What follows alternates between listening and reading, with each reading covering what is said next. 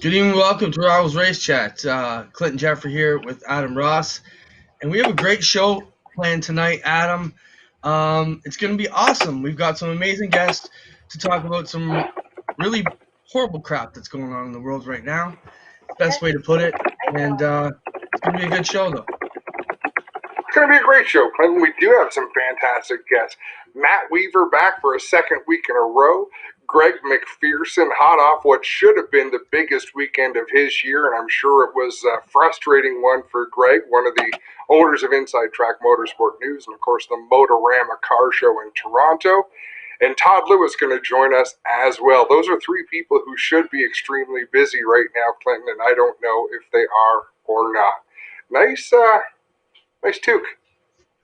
You like my new hat? I picked it up on my way to the grocery store. It's to make sure it's like my Adam Ross bullshit detector. So when stuff gets too out of control, but it's actually it's my new headwear for the season. I don't know if I approve or not. I don't know. I thought it might be in bad taste of what's going on, but I got told we have to have more fun on the show. So if you can't laugh, either what way, can you do? That is, man. Let's talk about what's going on, though. Obviously, the world's at a standstill in many ways. The racing world has a lot of questions to be asked, though, Adam, and we're doing our best to answer them on many levels. And a few of the guys who've been, like you said, affected by it and watching what's going on around us is Matt Weaver and Greg MacPherson. We're great to have them with us. And, of course, Todd Lewis was also a part of the deal. So I'm not sure who's available and on ready to go. Spencer, do we have anybody guests and ready? I think Todd is here. Todd is here.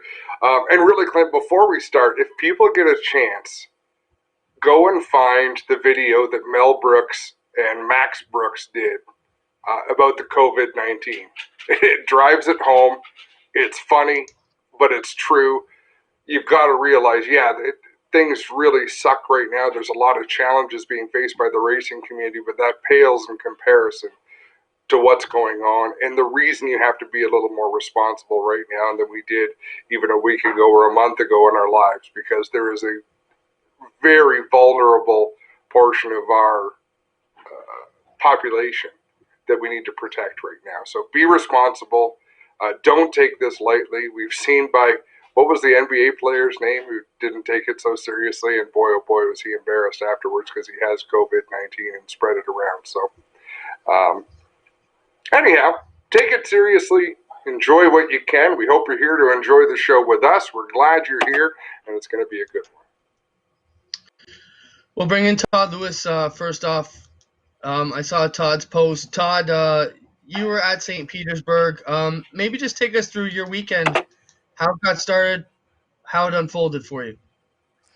Hi, guys. I wish I was with you under better circumstances, but the St. Pete weekend did not go as intended. So I arrived there on Wednesday. I was expected to be hosting a kickoff brunch and press availability on Thursday morning, where the mayor was going to speak, the Chamber of Commerce people were going to speak, and it's an annual event, and it always goes really well. And we were expecting to have a lot of excitement leading into the first NTT IndyCar Series weekend of the year. And about 45 minutes before we were supposed to kick off, word started coming out. The mayor's going to have an announcement to make. And then we got word that they were not going to allow spectators into the St. Petersburg site. So the mayor made his announcement. It was obviously a very abbreviated program. Then, of course, everybody began to figure out, how are we going to do this through the weekend? We're going to have only a handful of people inside, only the immediate team members that are necessary to race were going to be part of it. We all showed up super early on Friday morning. You answer the medical questionnaire about whether or not you've traveled to a country that has been affected by this terrible virus. And if you were cleared to go through, you were given a wristband that allowed you in. I was going to be one of 3 or 4 people that was going to be allowed access to drivers through the weekend. They were really restricting access to drivers and making sure everything was as safe as possible to continue. The program for the weekend was rejigged. The NTT IndyCar Series was going to spend time on track Saturday and Sunday only. The Road to Indy, the Pro Mazda had gone out. The Indy Pro 2000 had gone out. The USF 2000 had gone out. Indy Lights had gone out. The SRO Series was just in the midst of a practice session when I started to get rumblings and hearing that something else was coming, and it was late Friday morning when word came down that they were canceling the event and it was not going to be continuing. It was a really strange feeling going into a racetrack. Normally there's a calm early in the day when things are getting going and you're starting to get excited about what's to come. Well, there was the calm, but there wasn't near the adrenaline and excitement that was available on Friday because there was nobody in the seats. There was nobody there. All the concessions that had moved in with trailers set up, they were all closed up, just waiting to be hauled out at some point after the weekend. It was a really strange experience. Obviously, it's the right call because of this COVID-19 virus that is affecting everyone worldwide, but it was a very strange set of circumstances in St. Pete over the weekend. Todd, so obviously things get super tough from there. We have to obviously wait this thing out, right? That's basically the next step. Yeah. I mean, a lot of people are asking, where do we go from here? I don't think it's too early for any of us to make thoughts on that. What's the response you're having that from maybe non-racing fans who are asking when things are going to get going again? Well, the answer, unfortunately, is we don't know, and nobody really knows because what's going to happen here is not really figured out yet entirely. It's going to get worse here before it gets better. That's the first thing that not enough people are really realizing and are still maving, we'll call it, and doing things that they shouldn't be doing and going places they shouldn't be going. Everybody should be doing everything they can to isolate themselves. I haven't left the house in 2 days, and you shouldn't because it is going to get worse here before it gets better. That I will assure you. Now, hopefully, these drastic measures and everyone isolating themselves away from others so that we don't spread this virus has the desired effect and we can get through it without too much difficulty. But it is going to get worse before it gets better. So don't expect anything resembling crowds to be allowed before at least the beginning of May. I mean, IMSA has canceled and postponed one of their events in May at the Mid-Ohio Sports Car Course. So we're starting to move into the month of May before we really get racing going again somewhere, or at least that's when we hope it can get going somewhere again. NASCAR has been the same. They're pushing events into May. So it's going to be a long time before we get back out on track. And that's the frustrating part for me and for everybody else, I think, is that I was just getting set to really get started. This was the first event I was working this year and I was really looking forward to it. And just like that, it's over even before it really even gets started. And I think that's what's got so many people upset and frustrated. Yeah, Todd, I think when we look at where we go from here, NASCAR, and we'll talk to Matt Weaver about that coming up also with Matt. NASCAR's made the announcement that they're going to fit all their races in. What's IndyCar saying? Is there any statement from them on, other than they're going to have to postpone? Have they made an indication that they're still going to try and fit these races in at some point here in 2020? They're going to try and run as complete a season as they possibly can. Realistically, what that means, St. Pete will not happen. It's impossible to happen because, like Toronto, like Long Beach, which is also they're holding out hope, but I'm very skeptical that that's going to happen. You're closing down city streets. You're occupying city streets, not just for a day or two, but there are closures and impact that take effect for several weeks. And you can't shut the city down or part of the city down again to try to make it happen later on in the season. Long Beach and can hold out hope that they're going to try to reschedule at some point later on in the year. They didn't get that far along in their preparations. I guess it's possible. It's not, the races are not going to happen at Barber and Coda. So those two are going to be gone. It would appear as well. Barber is offering refunds for tickets. So I'm reading to that as that race is not going to happen. And I would suspect the same thing is going to happen at Coda. They're hoping to resume their season in Indianapolis in the month of May. They would like to have the Indianapolis Grand Prix the second weekend of May, then move smoothly into qualifying for the Indianapolis 500 and the 500 itself the week after that. But there's no guarantee that will happen as of yet. That is the hope that this series will be able to resume in this manner. Clint, tell me the truth. And Todd, you summed it up so well. I mean, obviously, you've put some thought into this. You see the big picture. I mean, the industry itself is enormous. So what's going on is really affecting uh, people more than Clinton and I, and what we do here on the show is we got a real grassroots feel to it, right? It's very local, even though we talk about things that are all over. Yep. But what you would have witnessed down in Florida is people in a bad predicament, and a lot of them. Well, and it's going to that's going to spread everywhere. Whether you're in the United States, in Florida, if you're in Canada, it's going to spread. Acting as quickly and responsibly as possible is the best course of action. If it can't spread from one human to another, the virus will eventually die out. Even those that get it, the majority of those people that get it are not going to be affected in a dire way. Most people will recover from it. It's a nasty thing. However, it does affect a lot of people. It does affect them very quickly, and if you're vulnerable, the effects of it can be devastating.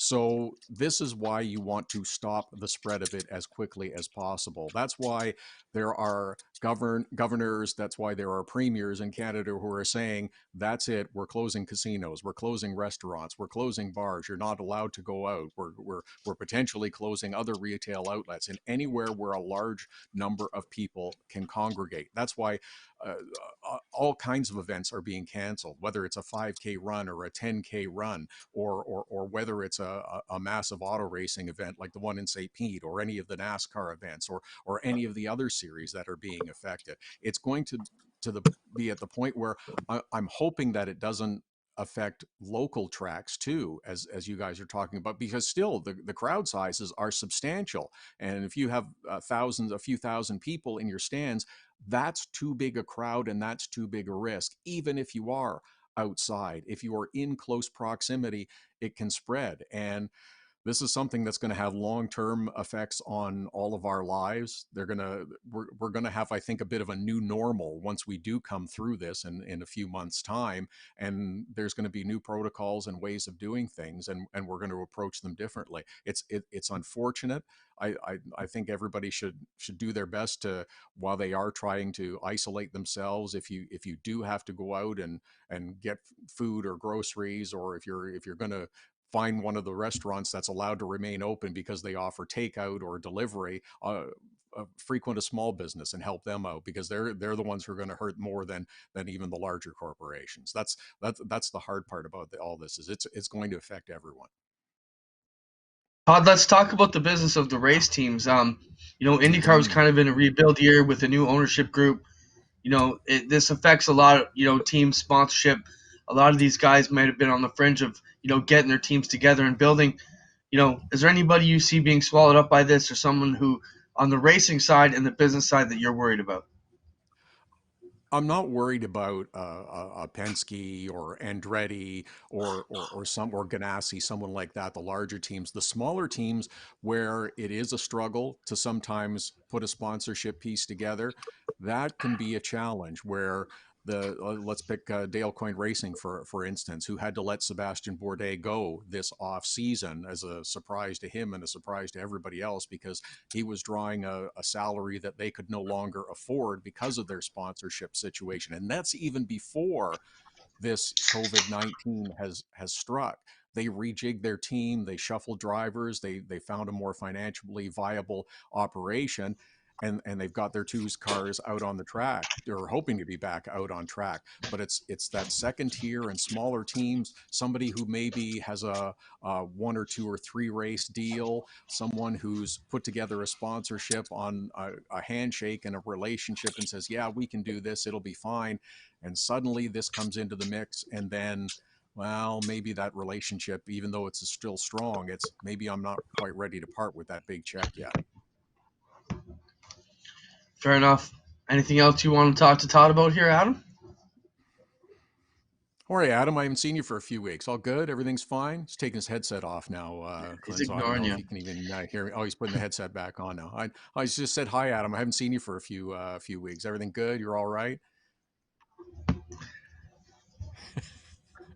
Adam's, Boy, Adam's having technical issues tonight. He's having troubles hearing. He's having troubles talking. Well, he's not having trouble talking, but we're having trouble hearing him, so. it's all right. I've been living with him for 20 years. Sometimes it's okay when he's quiet. Yeah, I've, You know? I've known him a few days too, so I completely understand what you're saying. But we still love him. We still like him. He's a good guy. But yeah, I totally get it. No, this is I hope that we can work our way through this in short order. It's a really serious situation that's affecting everyone, and I know it sounds like I'm painting this awful picture, and I'm hoping not to, but I want everybody to do what's right and do the smart thing and wash your hands a lot and stay far away from people. I've been texting with my mom and dad the last couple of days, and I've said, okay, yeah, well, I'll see you in 2 weeks. Everybody's giving themselves 2 weeks to make sure that they haven't got this virus, that they aren't sick, and it's a really bad thing. So I feel bad for all the business people in racing, all those that were involved in racing. I heard you mention off the top too that Motorama show over the weekend. Fantastic, amazing event, and unfortunately, it was hugely impacted because of the virus and all of the protocols that are being locked into place. And it's a shame because I know there were so many people that were looking forward to having an amazing weekend there. Yeah, we're gonna have Greg on the show here shortly. The other thing, Todd, I want to talk about is, you're a hockey correspondent as well. Quickly touch up on your Mhm. thoughts on the NHL, also in their season coming to a close. Well, yeah, it's on pause right now. They haven't officially canceled the season, which is kind of interesting. They're hoping to be able to resume, and there's all kinds of wild ideas about how and when that might be able to happen. Nothing's happening until May. That we've been able to determine so far. So if they come back, are they going to they got to have a little training camp or at least a couple of days of skating and practice before jumping back into the season? How much of the regular season are you going to be able to finish? There's about 10 or 12 games left for teams. Are you going to be able to run the full playoffs? I have a few theories that I'll do a shameless plug here and plug my podcast, Hockey Unfiltered with Todd Lewis. We're available wherever you get your podcasts, and I'll go through a bunch of the theories in this week's edition. But it's going to be interesting to see what they can manage to do. Same thing though, they're on hold and waiting like everybody else is. And until they get the all clear, nobody comes back. Nobody can resume, because the last thing you need is to come back and then have a problem. If you bring your teams back and your players back and your coaches, and then someone, because the virus hasn't worked its way through the system completely, someone has it, then you're shut down completely. And you've got to go on hold, and there's no chance in resuming until the following season. It's going to be interesting to see how this plays out too. All right, Todd. Thanks for being with us. We appreciate it. Thanks, guys. We'll Anytime. be in touch. We'll stay in touch with you. That's Todd Lewis, hockey reporter extraordinaire. Also covers the IndyCar scene as well, and works with us NASCAR on TSN. So Todd's got his hands in lots of things. We appreciate his time here tonight. Adam's having a bit of technical difficulty, but we'll carry on with the show. Spencer, do we have any of our other guests with us? I know you're fighting with Adam. All right. So we're still waiting for Adam to make his way back, waiting for Greg to log in, and we somehow have not got Matt Weaver on the line either. So I'll jump forward to talking about what's going on at Ohsweken. Ohsweken Speedway, we were supposed to have a membership meeting this Sunday. What we're going to do is we're going to do a live stream, a lot like this show. So if you're watching us here, this is how you'll find it. Like Todd and we've been talking about over the course of the show, and of course you've heard in the news, large groups are not encouraged. Our meeting usually has about 50 to 100 people at it. It was going to encompass the micro sprints for their rules meeting. And then we're also going to get into the 4 divisions, talking about procedures along with Doug Leonard. Our rules are set for the 4 divisions, but the plan was to get out and just talk about how many cars we're going to start in each class, those types of things. As far as the micro sprints, talk about their plan. We'll be planning on casting them right on through their whole season, starting Thursday nights live with our junior race announcing crew, which is so cool. So we're excited to have that going on. But welcome back, Adam. I'm just letting people know that while we're waiting for you to come back, we're going to be switching up our play here for Rush Weekend.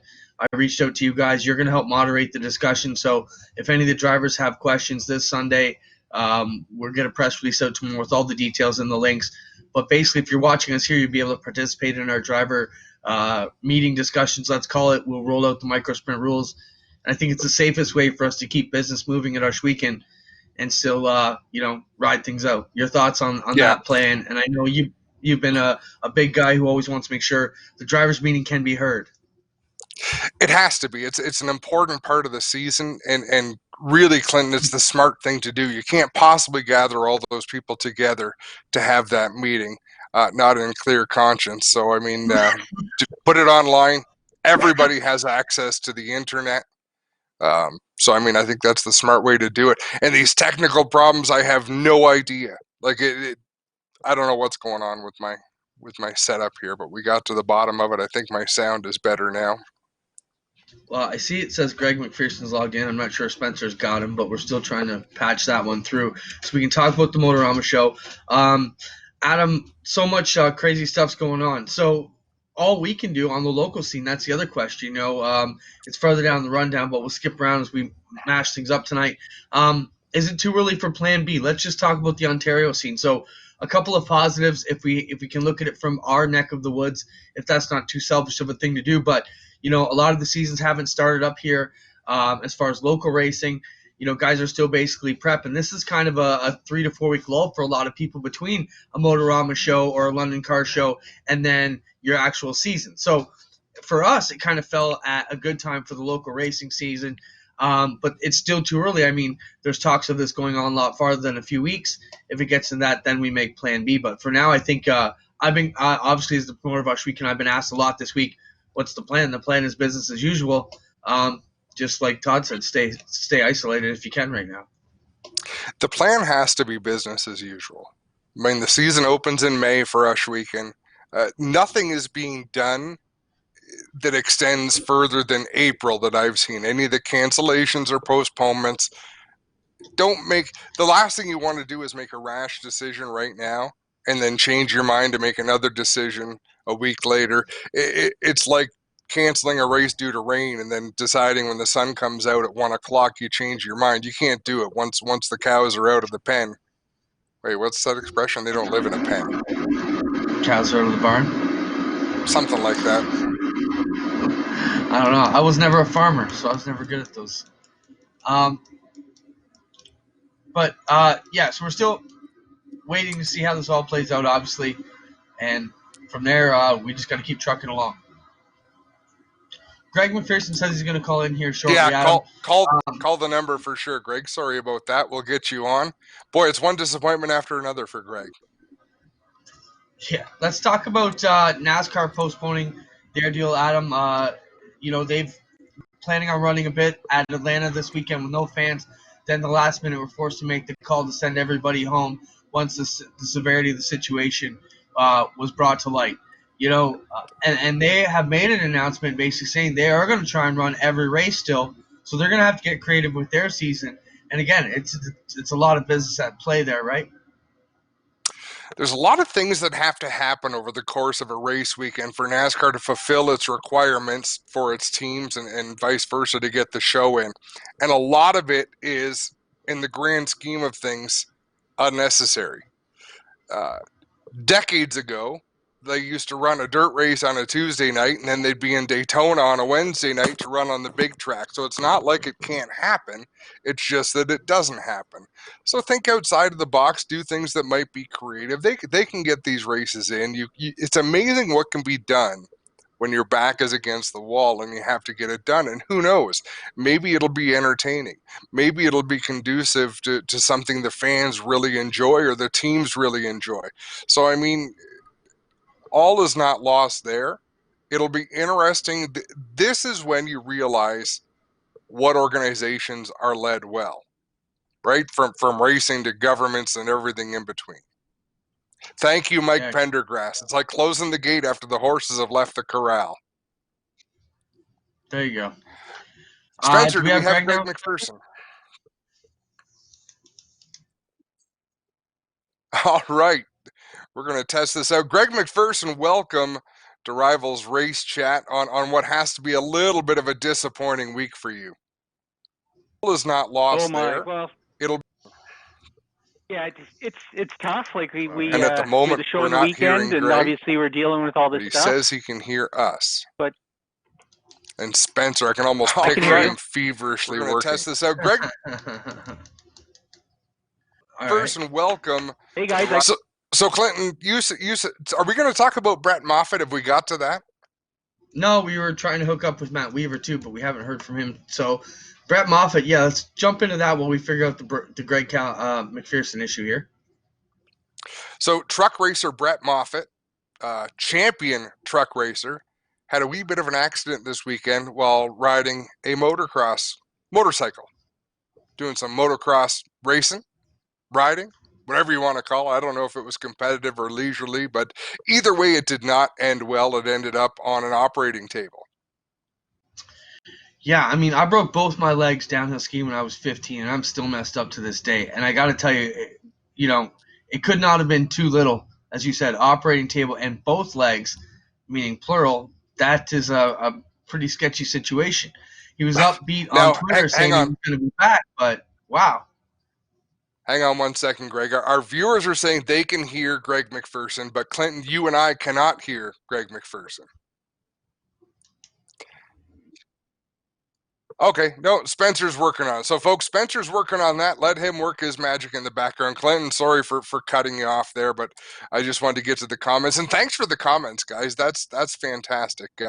That's what we want. We want people to get involved. Clinton, do you know how tough it is to, you have to carry me, and then I have to carry you, and then we have to pretend we're interested in what the other person is saying. And after 20 years, I'm almost done faking it. Like I'm over it. So we need this feedback from our viewers because that's really the only thing that keeps me going. Well, I appreciate the comments because they bring up a lot of great topics for us to talk about. That's where some of the comments start coming in earlier in the day. Hey, you guys should talk about this. Make sure you discuss that on the show. I don't know if Spencer's got too much on his hands, but we do have a few more videos we want to show. Governor Tom Wolf from Pennsylvania was at a press conference, I believe it was Monday, yesterday, and he was quoted as saying that he can, that they were going to allow racing to continue. But now this week, Port Royal's pulled the plug, and I think everybody's kind of changed their tune a little bit and realized how serious things really are. Well, and they had to, Clint. Like I said, it's not about the people that want to go racing or the people that want to sit in the stands and watch racing. It's about people being too close to each other, infecting each other. And Clint, you and I could have COVID-19, get together, give it to our kids, give it to our wives, and we'd all have it and be fine. Then you'd go and visit your mom, and God forbid I'd go and visit my parents in long-term care, and a month later 20 people in that long-term care facility are dead because I wanted to go to a car race. And it's dramatic, but that's what's happening. That's what's behind this. And there's regions in the world that have dealt with this very well and minimized the impact. And there's places in the world that have not dealt with this very well. And there's a lot of dead people. We are still just at the beginning of this wave, so I think the key phrase of the day has been kind of flatten the curve. I've read that a lot today. We all have to stay home, do our deal a little bit, and make sure we can do our part. They're still working to get Greg MacPherson up on the line here. I really want to discuss things, how Motorama went for him. We were at Motorama. We set up Thursday. That's right around the time when things really started to hit the fan with the NHL canceling, NBA pulling the plug, and then the question was what was going to happen with Motorama. Well, I mean, if I'm in Greg's shoes, and I can't wait to hear his side, but as a promoter of our own events, the best way I can describe it is, one, whoever would think you're going to have like an indoor rainout. That's the best thing I could, you'd figure you're all right from silly elements like this. And I don't mean to downplay it, but just things you couldn't even be unfathomable when you planned these events 6 months ago. The show must go on. Greg, are you with us now?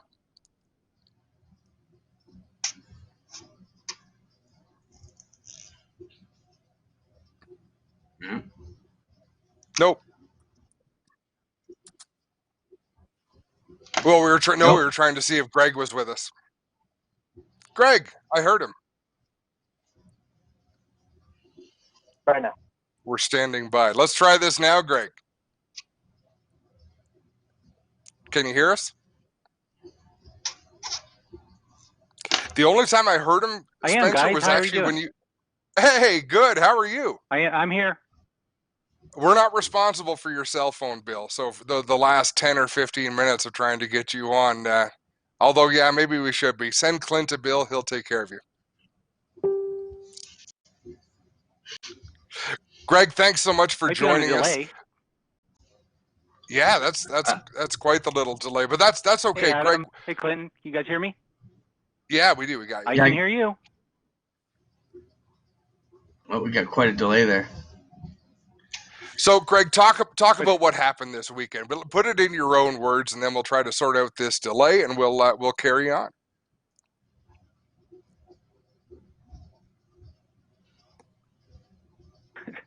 No, we're all good. I certainly understand. It's a crazy time. So we got quite a long delay. It'll catch up to him in a minute, I think, here.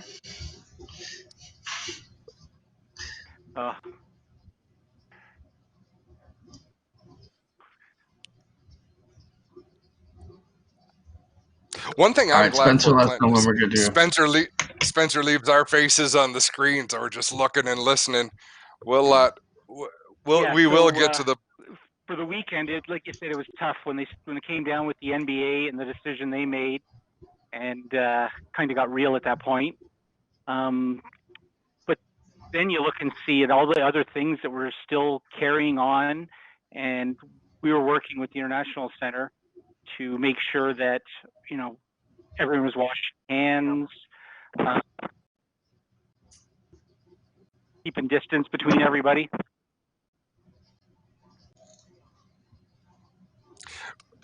From a financial standpoint only, Greg, is this something you can bounce back from, and can we look forward to Motorama 2021? How you know what I mean? We don't want your financial details, but can the show go on after this? We're still evaluating things. We're all excited. The support that we've had from people has been incredible.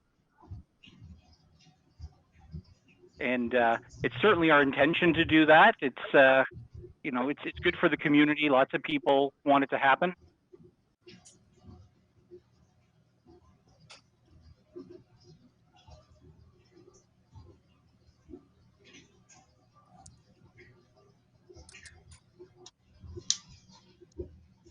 Oh, looks like we lost Greg there, Adam. So, yeah, I can tell you. I'm still here, guys, but it's on a crazy Oh. delay.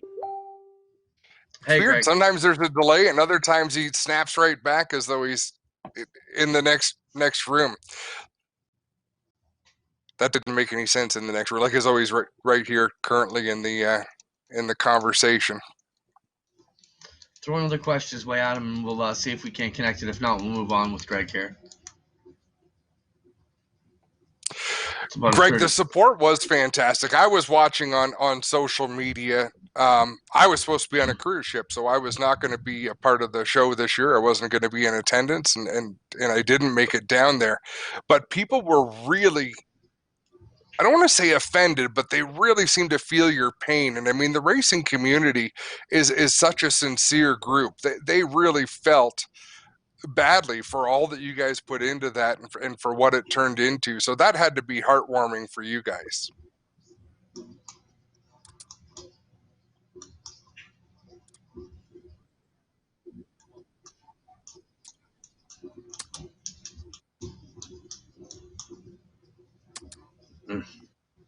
Got you. So we're going to try, we'll we'll reconnect with Greg at some point. So Spencer figured it out. If you listen to the YouTube feed, there is quite a delay. I flip back and forth. We've got our master panel here that we can use. And folks, because of the technical challenges we've had over the last month and a half, that's why we tried the phone-in route. And we've got a few new plans on the go. So we're tweaking this, and we're going to be in fine form in the next couple of weeks as what should be the racing season approaches, because I think there is going to be a big need, Clinton, and I'm sure you can agree with this, for online content, for me being able to sit in one room, you being able to sit at your house and not be socially close to each other, but still provide some content that I think people are hungry for. No, I think you're 100% right. And, with the way all the sporting world has gone lately, eSports are going to have a lot more of a valuable role in the landscape than I think they ever have before. And, this could benefit a lot of the programs we've been working with already to get them up and running that, I think we'd have to do a better job of explaining what it really is to our kind of fringe guests, because it is amazing. It is an amazing simulation the way it's put together, and it can fill that void quite a bit, I think. Well, exactly. So there's a generation of people that the online world is the world they live in. And then there's our generation and the generations before that want to be at the racetrack. So there's still lots of young people that want to be at the racetrack, but we do have to combine those groups and say, hey, in the meantime, this is what we're doing and we should enjoy it. I like what NASCAR tried to do on the weekend. There was an iRace with a bunch of the NASCAR racers and personalities, and it didn't go perfectly well, but it's a start. People want to see. They want to see what their idols are up to, and they want to see some competition. So the world is trying to deliver that to them. Yeah. Spencer, do you have the video from the Pennsylvania governor? I just wanted to play that. Adam, I realize things have changed a bit, but I thought it was interesting. It's very rare that you hear somebody pose a direct racing question to a politician, especially up here in Canada.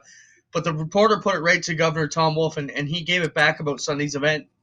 This was from yesterday's press conference in Pennsylvania. Of course, the situation has changed, and this weekend will be postponed. But this is what the governor had to say. This will be our Burger Barn video of the week, and this is what the governor of Pennsylvania had to say when he was questioned about auto racing on the weekend. Burby at ABC 27. 3 mid-state dirt tracks ran races as scheduled this weekend with thousands of fans in attendance. The promoters have said they will not cancel races unless forced to by the government. Will you force this business to cancel races? And what is your message to the fans who attended races this weekend? Yeah, no, I'm not going to force them to cancel. This is something that, again, all of us, 12.8 million Pennsylvanians, are in this together.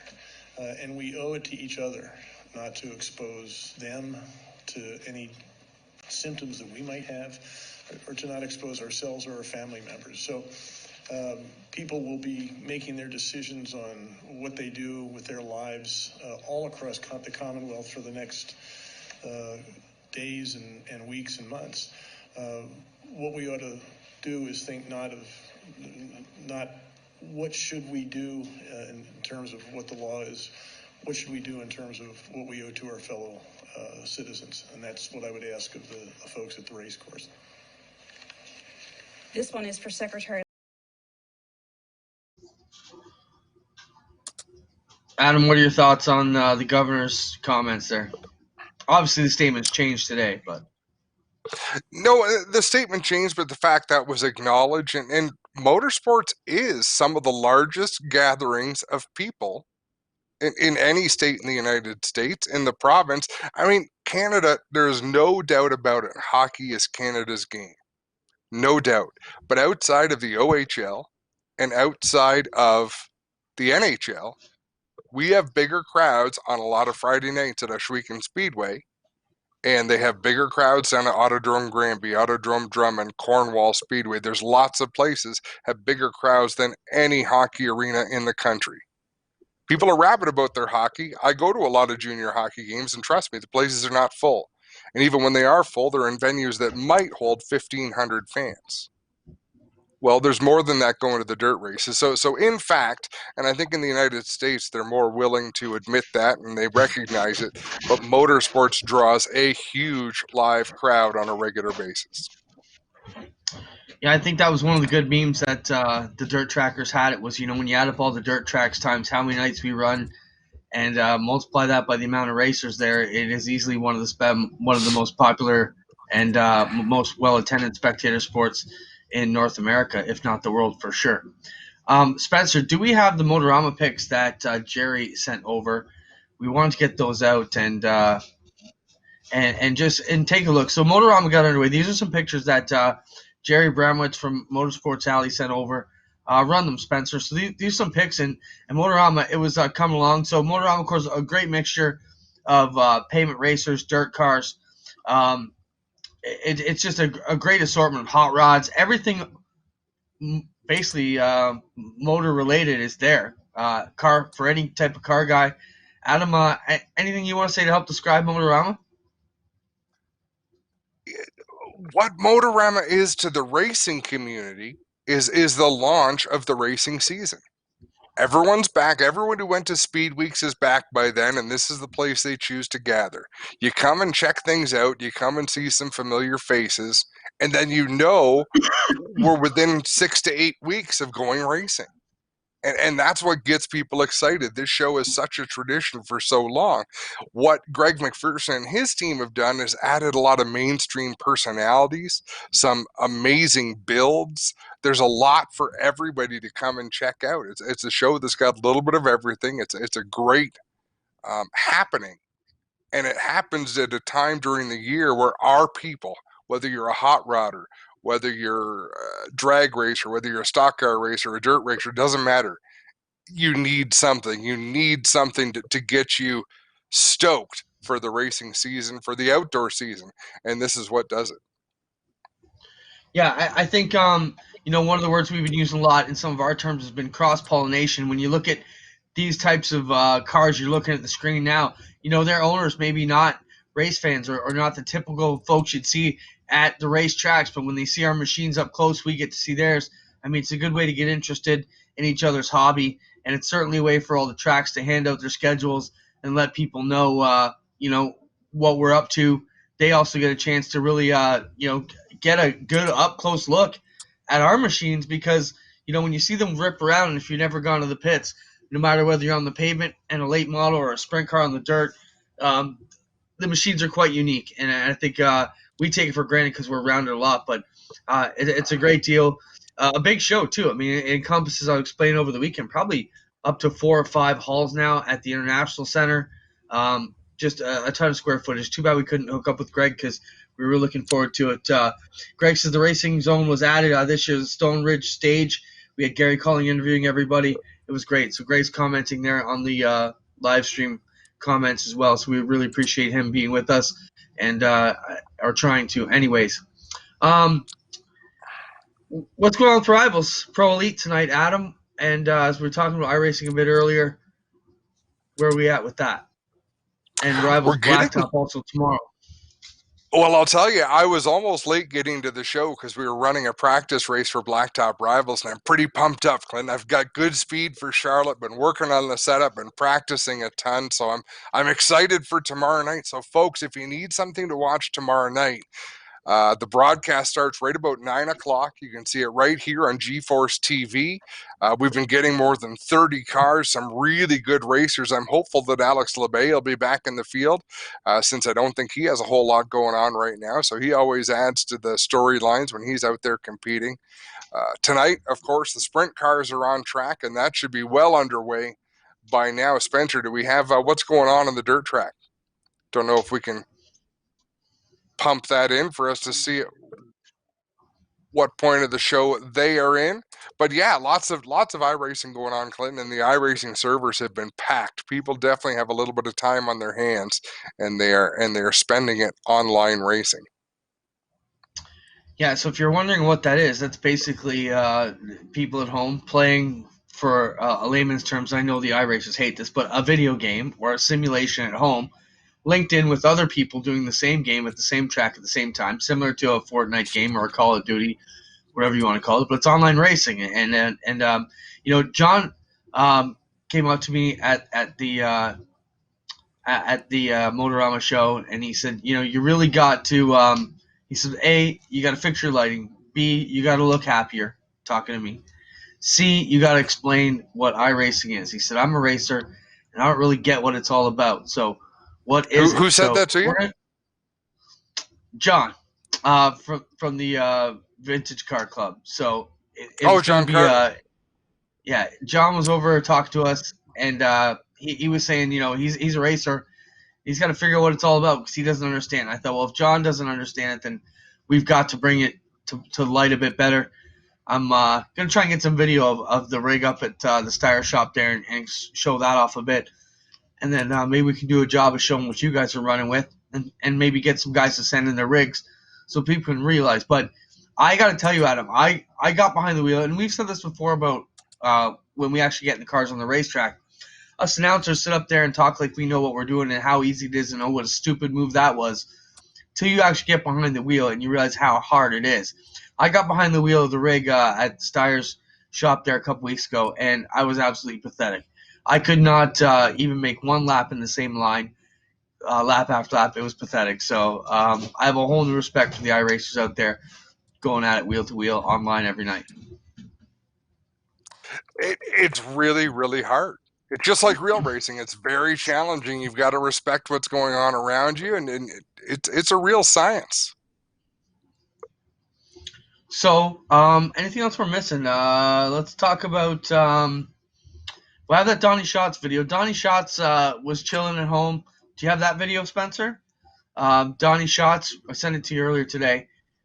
He's chilling at home with his dogs, and he had a message for all the race fans.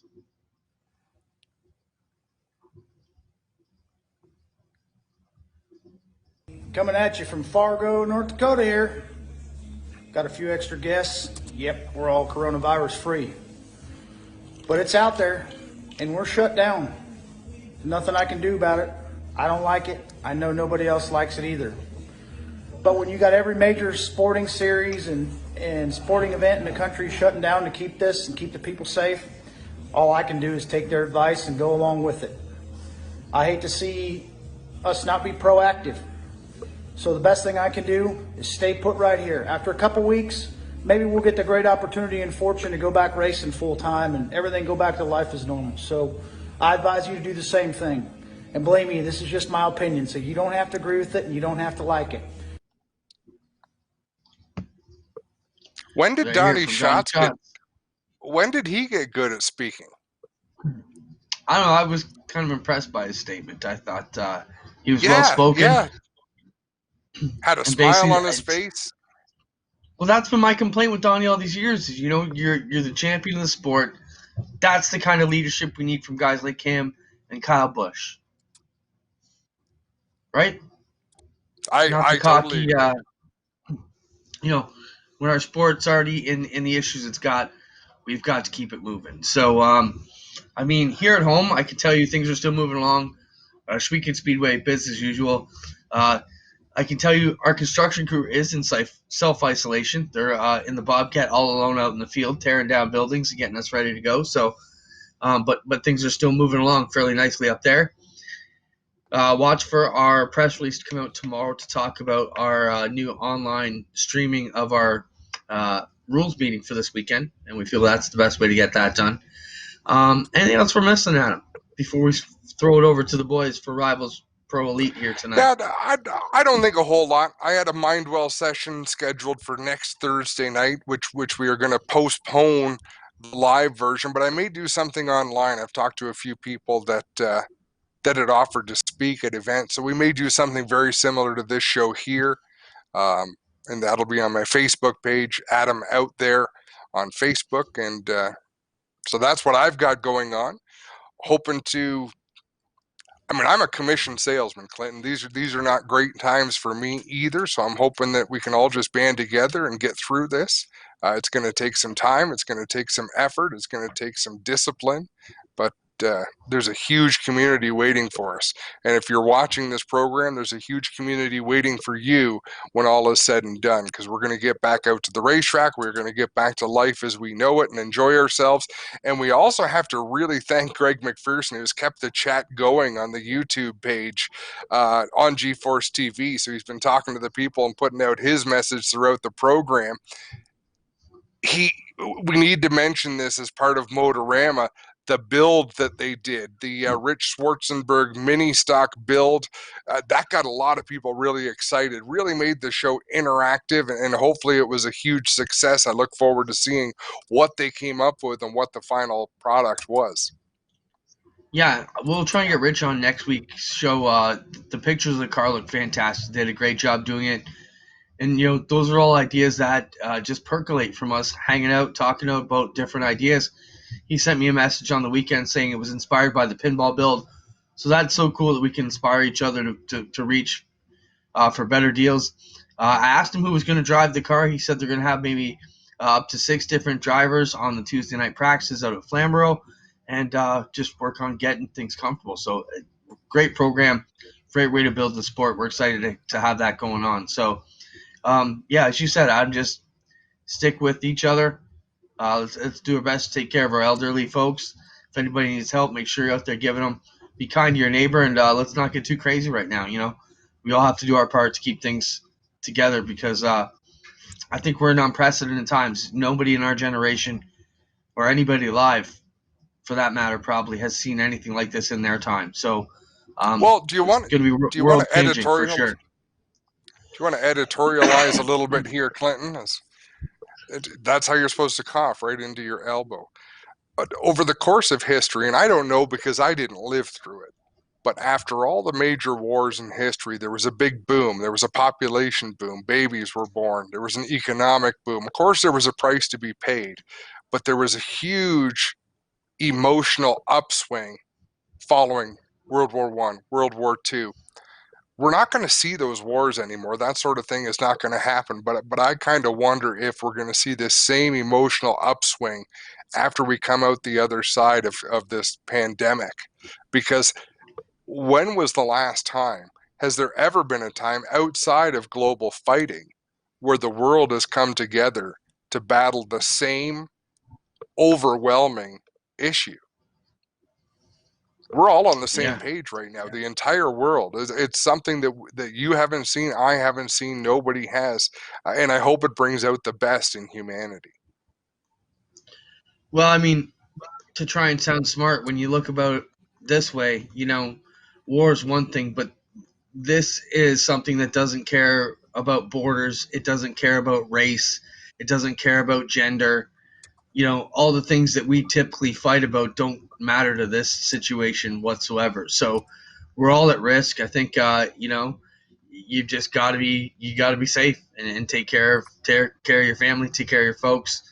And, and I think I'm with you, Adam. When we do roll out of this, the weather's going to be nicer. We all get to come out of our houses. It'll almost be, springtime, and we should be able to rock right into things. So, I mean, it's crazy. I can't believe where we are and how fast things have changed in just 4 days. So we hopefully on this show we can be a little bit of an outlet for you guys to get together, spark some chat, do some bench racing. We're here to talk about whatever you guys want. As you know, Adam and I are both, we got lots of friends on Facebook. We're very accessible. If you have a problem or any questions or just feeling like you want to talk racing because you're sick of talking about COVID-19, send us a message and we'll do our best to hang with you guys at any point. You said it. All right, what's going on in Rivalz Pro Elite? Back to the fun. So let's explain what this is, Adam. These are our friends, your buddies, your racers that you watch weekly from your tracks all over the place. These are crews. These are drivers. These are just guys who are basically simulation pilots as well. They can set up these cars, and maybe, Adam, just take a minute and talk a bit about what we're watching here and what's going on here for people who maybe are a race fan but are really totally oblivious to what iRacing is. 30 seconds, go. iRacing is a form of racing. I would say it's just like going to Flamborough Speedway on a Saturday night. You're going to see a lot of different divisions racing. iRacing has a huge selection of divisions. It's just a different venue. Just like going to one racetrack, you go to Flamborough Speedway one week, you go to Moseport the next week and watch road course racing. With iRacing, it's a place where people gather and compete. They race competitively. It just happens to be electronic. And there's lots of different setups, right? Some guys will have a full rig setup, and by that we mean like a racing seat with all the wraparound screens. Some guys are using like a what would you call it? Virtual reality headsets. All different setups, and then you even got a guy like Ryan Beagle, who we joke about, who likes to sit in his kitchen chair and table and race there because that's where he's most comfortable. It's just like racing. The variation of setups is unbelievable. Correct, Adam? And the levels of budget into the equipment as well. Oh, the sky's the limit. You can spend yourself silly in iRacing just like you can in real racing, or you can do it on a budget. Either way, you can do it.